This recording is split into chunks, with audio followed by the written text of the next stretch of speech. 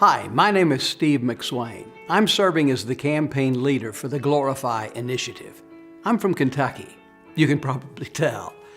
We make three things in Kentucky: bats, bourbon, and burley. That is, we make baseball bats. You've heard of the Louisville Slugger. We make some of the finest bourbon in the world. Maybe you've enjoyed Maker's Mark or Woodford Reserve or Knob Creek. And yes, even the hard-to-come-by Pappy Van Winkle. And we grow burley. That is, we make cigarettes, Marlboro, Philip Morris, Virginia Slims. So we make bats, burley, and bourbon.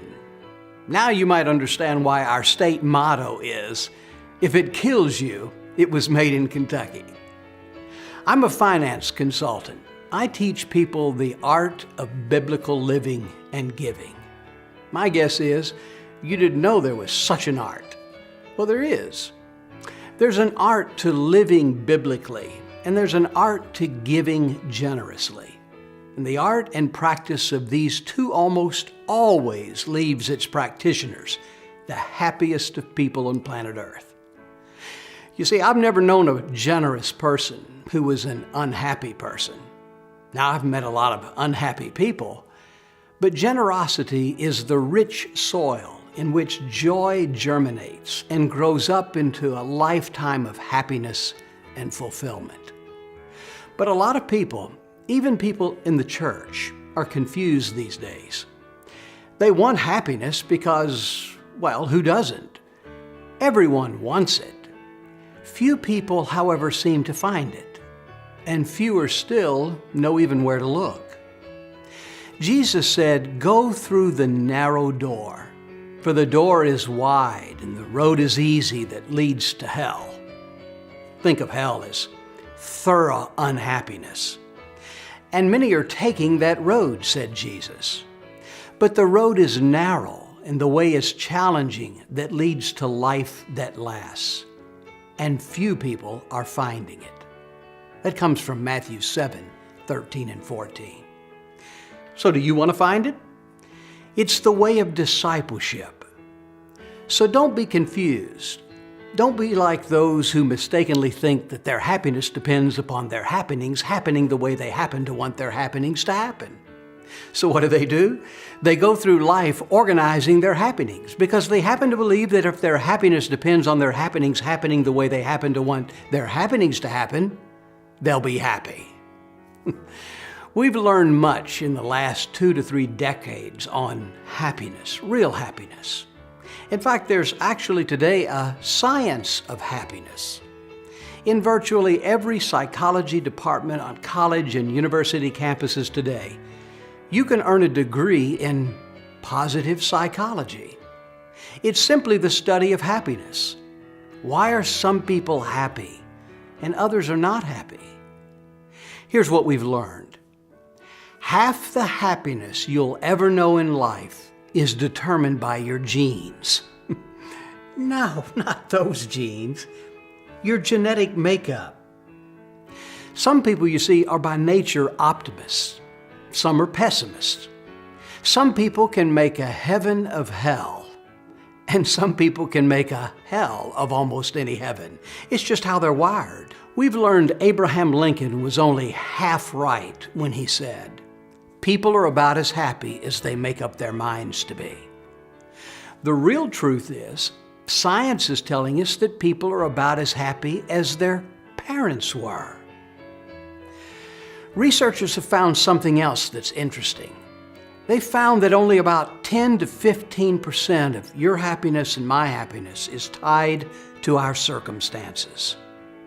Happiness depends on everything going your way. You remember, like Curly sang in the hit Broadway musical, "I'm going to have a great day today because everything's going my way." I'd try to sing it, but I'll spare you that. These are the people who look for happiness outside themselves, in pleasure, position, their possessions, power, promotions. They go through life looking for the lucrative, the biggest, the best, climbing the ladder of success. You see, they bought into this myth we call the American dream. Consequently, they spend their lives looking for more. And yet, the research is telling us only about 1/10 of your happiness and my happiness is ever dependent on such things. But, again, people are confused.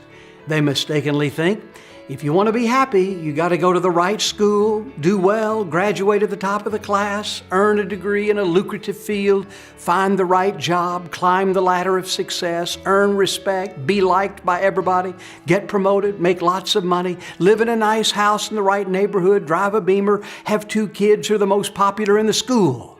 So they spend their lives giving 90% of their effort to what the science of happiness is telling us, and what Jesus tried to tell us 2,000 years ago would only give us temporary happiness. Now, none of these pursuits are in and of themselves wrong. It's just that Jesus said, "Man shall not live by bread alone, by the material abundance in this world." Which might be why the late Will Rogers said, "The problem with unhappy people today is that they borrow money they don't have to buy things they don't need in order to keep up with people they don't even like." So what's the answer? If half our happiness is out of our control, it's in our genes, and another 10% is derived from the pursuit of stuff, none of which could ever give us anything more than a temporary thrill. Sure, marrying the right girl, getting a good job, driving a Beamer, living in a $500,000 home, growing up being the envy of your class, winning the lottery, all of that feels good. The problem is, it never lasts. There's a better way. Few will find it. But the Glorify campaign is all about our hope. Many of you will find it. It's the way of giving yourself away. In other words, real happiness is just the opposite of almost everything you've been taught. You've been taught to get. Jesus teaches you to give. You've been taught to acquire. Jesus says, let go. You've been taught to gain by gathering. Jesus teaches us to gain by giving. Jesus' way is counterintuitive, and yet it will lead you to an encounter with a life-transforming kind of happiness and fulfillment. So we have 2 goals in this Glorify campaign. First, we want everyone to be all in. So I'm asking you to make a commitment, Second, that commitment to make a commitment goes in 2 directions. I commit to growing higher in my faith and deeper in my degree of generosity. And I commit to praying and asking God to teach me the joy of generosity and to help me take a real step of faith in my growth in that direction. In closing, I'm not here to tell you what to give or even how to give. I'm here only to provide the framework within which you and your family might prayerfully discern and decide what God is leading you to do. Here's how to know. First, pray. Have a conversation with God. God, how's my giving? How may I grow in giving? Second, talk. That is, have a conversation with your spouse, your children, your family.